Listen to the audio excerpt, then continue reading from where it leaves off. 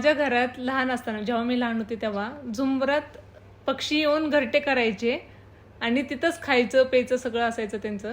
पिल्लांना ते जन्म द्यायचे, त्यांना लहानाचं मोठं करायचे आणि त्या पक्ष्यांना सुद्धा आमच्याच घरात उडायला वगैरे शिकवायचे. हे सगळ्या गोष्टी मी लहानाची मोठी बघत बघतच झाले.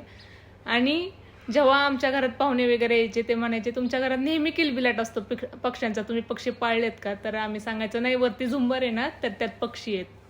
तर काही लोक म्हणायचे ते चांगलं नसतं, ते काढून टाका, ते अपशकून असतं किंवा काय असतं. आणि आमच्या मम्मीने आम्हाला स्ट्रिक्टली सांगितलं होतं की अजिबात त्या पक्ष्यांना हात लावायचा नाही. आपल्या हाताचा वास त्या पक्ष्यांच्या पिल्लांना लागतो आणि ते जे पक्षी ते येऊन चोचीने त्यांना मारून टाकतात. आमच्या मम्मीने कधीच ते पक्षी काढले नाहीत ना त्यांची घरटी काढली, कुणी काही सांगितलं तरी. मम्मी म्हणायची तो निसर्गाचा भाग आहे, आपण नाही ते मोडायचं. ते पक्षी आमच्या घरात इतकं सेफ फील करतात, ते येतात आणि एकदम मस्तपैकी खिडकीतून ह्याच्यातून उडत असतात, हे होतात. आत्ता सुद्धा तुम्हाला पक्ष्यांचा किलबिलाट ऐकू येत असेल. इतकं छान. कुणी काही म्हणलं तरी माझ्या मम्मीने कधीच ती घरटी काढली नाही. ती एकच आम्हाला सांगायची की ते आपण उलट खूप लकी आहोत, ते आपल्या घरात त्यांना सेफ फील होतं.